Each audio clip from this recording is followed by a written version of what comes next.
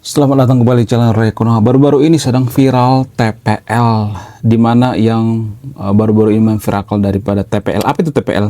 TPL itu Toba Pulp Lestari ya, sebuah perusahaan pabrik kertas yang berada di pinggiran Danau Toba.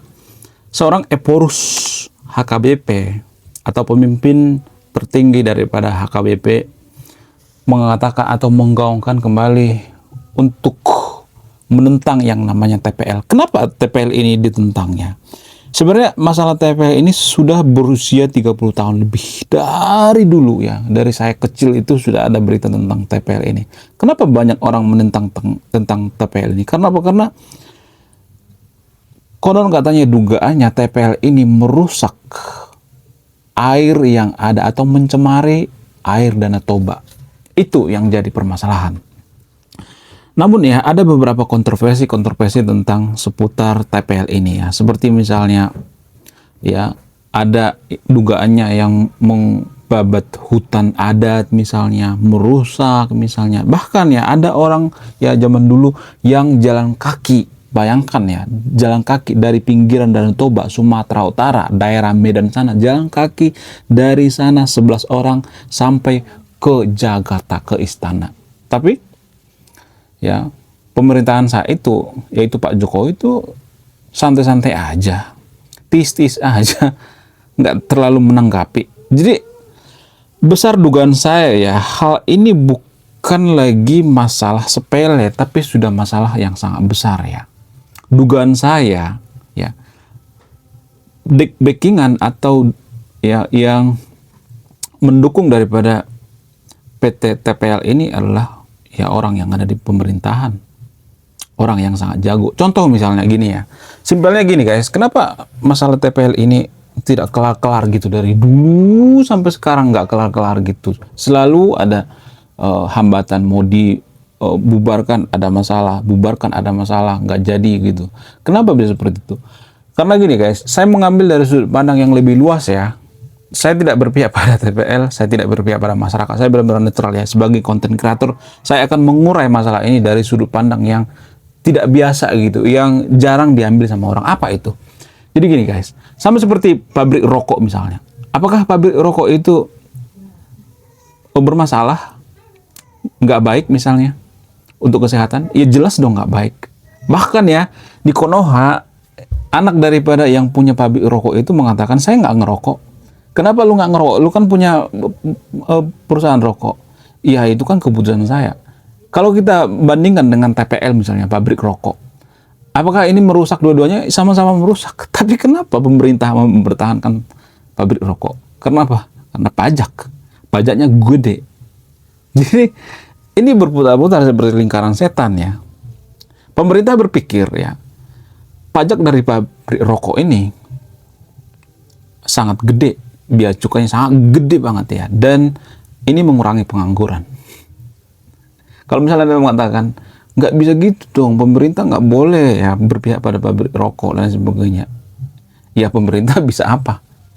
Mereka butuh pajak juga kan, untuk pembangunan, untuk gaji pegawai dan sebagainya. Ada banyak kan kebutuhan daripada pemerintah. Sama seperti dugaan saya seperti itu TPL ini.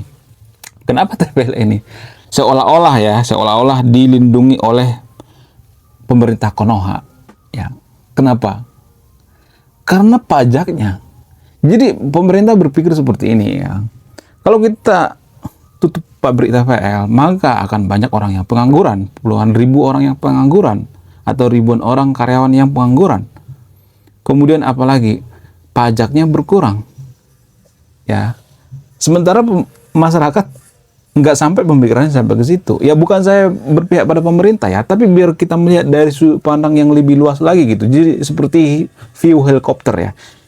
Kalau kita melihat perumahan itu ya, melihat rumah itu nggak boleh hanya melihat sekeliling-keliling, tapi kita lihat dari atas dulu dong ya. Itu namanya view helikopter. Jadi permasalahan TPL ini ya, menurut saya pribadi seperti itu ya. Kenapa seakan-akan dilindungi oleh pemerintah Konoha? Ya karena itu. Ya, bisa aja dugaannya ya ada sogok sana sogok sini ya, untuk apa? Untuk mempertahankan yang namanya TPL ini, dan yang dirugikan itu adalah air atau pencemaran Danau Toba. Jadi pemerintah sebenarnya di sini dilematis ya. Di satu sisi mereka ya ada juga yang mencintai masyarakat ya, mencintai masyarakat, menjaga lingkungan dan lain sebagainya. Tapi di sisi lain mereka butuh yang namanya pajak ya, kemudian desakan dari masyarakat ya. Kalau misalnya ada banyak pengangguran, pemerintah nggak mempekerjakan masyarakat gitu ya, pengangguran di mana-mana. Jadi ini semacam dilema sebenarnya, dilematis daripada pemerintah ya. Ya. Kalau misalnya ada mengatakan pemerintah itu kan nggak becus dan sebagainya bla bla bla bla, ya pemerintah itu yang milih siapa? Masyarakat kan. Jadi ini seperti lingkaran setan ya. Kalau masyarakat kita itu kerjanya nggak becus ya, korup misalnya, kerjanya nggak benar misalnya, kolusi, sogok sana sogok sini, banyak kepalsuan dan sebagainya ya. Banyak menggunakan ijazah palsu dan sebagainya. Berarti masyarakat juga seperti itu. Kalau masyarakatnya tukang tipu, maka pemerintah juga tukang tipu. Ya, karena apa? Karena yang milih pemerintah itu masyarakat kita. Ya, jadi jangan terlalu menyalahkan pemerintah. Mari kita melihat dari sudut pandang yang lebih luas lagi. Lalu bagaimana solusinya? Sebenarnya ini solusi yang sangat rumit sekali ya. Seperti benang kusut, kita nggak tahu dari mana ujungnya. Karena masalah itu sudah lama banget ya. Ada banyak pihak yang terlibat dalam masalah ini. Ada banyak yang terlibat. Tapi ada salah satu pengusaha ya. Berita pentingnya, fun fact-nya itu, ada salah satu pengusaha yang sangat terkenal di Konoha ya. Inisialnya T. Ya. Biasanya disebut dengan T. Ya. Nama lengkapnya S. Ya, S dan T. Dia juga seorang YouTuber dengan subscriber ratusan ribu ya. Sekarang ini YouTuber tentang financial education dan lain sebagainya. Barangkali jadi YouTuber ya. Tapi dia termasuk 50 orang terkaya di Konoha. Ya. S dan T. Akhirannya KO. Dan tersahabat yang terus video ini, tahu nggak siapa yang saya masuk? Kalau tahu ya, tulis di kolom komentar ya. Ya. Biasa disebut dengan tak T ya. Akhirannya Ko ya. Ya. Berasal dari mana? Berasal dari Konoha ya. Oke. Jadi yang saya perhatikan daripada polemik kasus TPL ini ya, walaupun seorang Epor sekalipun ya, pemimpin tertinggi daripada HKBP itu ya, menolak yang namanya mencemari lingkungan ya, saya harus apresiasi ya pimpinan daripada HKBP ya, karena saya melihat di Konoha itu ya, Kristen, Buddha, Hindu masih menolak yang namanya sogokan daripada pemerintah kalau misalnya itu merugikan lingkungan gitu, mencemar lingkungan seperti pertambangan ya. Orang-orang Kristen itu atau pemimpin Kristen itu tidak mau menerima duit dari hasil pertambangan. Karena apa? Karena itu merusak lingkungan ya. Jatah tambang itu mereka menolak secara terang-terangan ya. Saya mengapresiasi pimpinan daripada agama Kristen, terutama HKBP, sangat mengapresiasi ya. Dan yang perlu saya tekankan di video ini ya, gini guys. Sebenarnya kenapa hal ini bisa terjadi ya, seperti misalnya TPL ini mencemari lingkungan dan sebagainya. Kenapa bisa seperti itu? Apa yang mempengaruhi? Salah satu alasan yang mempengaruhi itu karena SDM. Semua karena SDM. Ya, karena SDM masyarakat kita itu sangat rendah. Biasanya negara yang SDM-nya rendah itu mereka berfokus pada penghasilan atau perusahaan-perusahaan yang merusak alam seperti pertambangan ya. Pertambangan itu kan merusak alam, mengeruk alam. Kemudian apa? TPL ya, coba pulp ini. Coba bayangkan ya, limbahnya di kita. Ya kalau kita pinter, jangan gitu dong ya. Harus ada pengelolaan limbah yang bagus. Ya, ada kan biaya untuk pengelolaan limbah, kenapa harus disalurkan ke Danau Toba? Jangan gitu dong. Ini semuanya SDM. Biasanya kalau negara-negara maju itu nggak seperti itu. Dulu pernah ya di Jepang itu viral ya. Ada seorang peneliti di Jepang mengatakan bahwa limbah perusahaan itu bisa diolah kalau kita mau, kalau SDM bisa. Bahkan ya dulu pernah ada limbah, semacam limbah, lupa saya itu limbah apa. Tapi ini perusahaan Jepang ya, dikomplain oleh warga Korea ya. Jadi perusahaan Jepang ini berdiri di Korea. Nah orang Korea ini komplain, ini kan ada limbahnya dan sebagainya. Dan ilmuwan dari Jepang itu minum air buangan daripada limbah-limbah pabrik itu, diminum airnya, nggak berbahaya kok. Jadi kalau seperti itu ya, ini yang saya tekankan bagi TPL. Kalau misalnya nih TPL ya didukung oleh pemerintah Konoha misalnya, setidaknya limbahnya itu loh, saya memberikan solusinya seperti itu ya. Kalau misalnya bubarkan TPL ya, kan banyak orang yang pengangguran, banyak orang yang bergantung ke situ. Karena saya dulu pernah kerja di perusahaan atau pabrik kertas, saya tahu ya, pulp itu, pengolahan pulp itu saya tahu ya. Ya, itu butuh orang yang sangat banyak untuk mengerjakan hal seperti itu, tidak hanya menggunakan mesin ya, sehingga menyerap tenaga kerja. Ini juga mempengaruhi tenaga kerja yang ada di Konoha ya. Saya juga sangat-sangat berdosa ya kalau misalnya mengatakan bubarkan TPL, gimana dengan karyawan-karyawannya.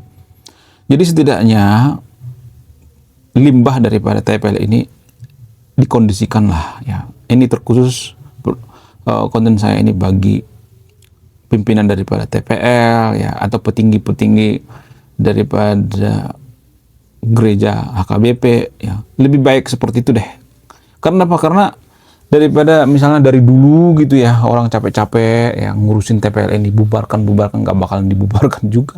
Susah ngelawan pemerintah itu, susah ngelawan mafia itu susah guys. Susah kalau ngebubarin itu susah.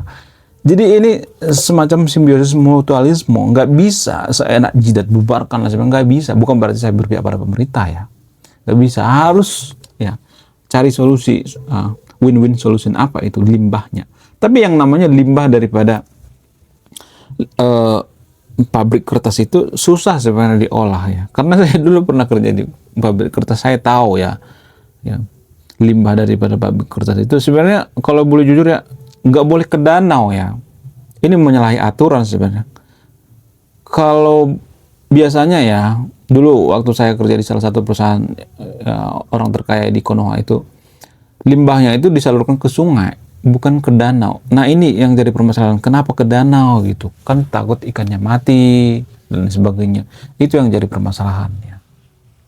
Kalau untuk dibubarkan menurut saya, mohon maaf ya bagi teman-teman ya, kalau misalnya ngotot mengubarkan TPL dan sebagainya, saya tidak mendukung yang namanya membubarkan TPL. Saya sangat berdosa ya kalau misalnya pekerja-pekerja di TPL itu pengangguran ya. Saya menyayangkan pemerintah juga harus bekerja sama ya sebenarnya dengan apa, atau menekan limbah ya. Walaupun pemerintah harus melindungi, misalnya nih perusahaan ini harus dilindungi oleh pemerintah, biar apa? Biar iklim kerja di Konoha itu kondusif ya, sama seperti yang dilakukan oleh Kang Deddy Mulyadi. Kang Deddy Mulyadi pernah marah-marah bagi orang yang kerja di proyek ya. Karena apa? Karena kebetulan proyek ini proyek penggalian tanah ya, ngambil tanah terus tanahnya itu berserakan di bidang tol ya, sehingga Kang Deddy Mulyadi mengatakan ini kan melanggar aturan K3. Lu tahu K3 nggak? Kang Deddy Mulyadi ngomong seperti itu. Harusnya kita butuh pemimpin seperti Kang Deddy Mulyadi. Bukan berarti saya ini ya sangat ngefans sama Deddy Mulyadi, tapi menurut saya kita butuh pemimpin seperti itu yang sangat-sangat tegas ya. Harusnya pemerintah Konoha itu mendatangi TPL. Kalau lu nggak bisa ngolah limbah atau menyalurkan limbah lu itu kemana kayak gitu ya, kasih pipa ke sungai yang lain kayak, nggak, jangan di sini deh, jangan di danau gitu. Harus seperti itu. Itu solusi dari saya ya. Jadi terima kasih ya bagi teman-teman yang mendukung gitu. Saya hanya bisa mendukung dari video ini gitu. Ya, terima kasih bagi teman-teman yang mendukung atau yang peduli dengan Danau Toba. Saya juga ya sering liburan ke Danau Toba. Ya. Kalau boleh jujur ya, banyak masalah ya sebenarnya Danau Toba. Di video saya sebelumnya juga ya, di channel saya sebelah ya, ada channel saya sebelah tapi sudah di-hacker ya, passwordnya diganti semua. Dulu saya pernah bikin konten tentang Danau Toba. Kenapa Danau Toba itu sepi? Kenapa Bali itu lebih rame? Ada banyak masalah sebenarnya. Apa itu? Ya, seperti parkir liar, ya, kemudian pelayanan, harga-harga dan sebagainya, ada banyak masalah ya. Jadi ini bentuk kecintaan saya terhadap lingkungan ya. Bentuk kecintaan saya terhadap Danau Toba ya. Semoga yang nonton video ini sadar gitu ya, mengerti pokok permasalahannya seperti apa. susah ngelawan mafia. Bukan berarti kita give up ya, tapi perjuangan kita masih panjang. Apa itu solusinya? Solusi dari saya itu seperti yang kata-kata itu, ya, pengolahan limbahnya itu. Ya, kalau limbahnya nggak bisa diolah, ya kita tekan terus ya. Kalau dibubarkan menurut saya itu bukan solusi ya. Oke, sekian video ini. Terima kasih sudah menyimak dan memahami. Saya Reko Noah, selamat datang kembali di channel Tanpa Skrip ya. Saya bikin konten ini tanpa skrip loh. Semoga Anda nyaman ya. Walaupun saya ngomongnya balepotan, yang kadang nggak jelas dan sebagainya ya. Saya Reko Noah, salam rasional.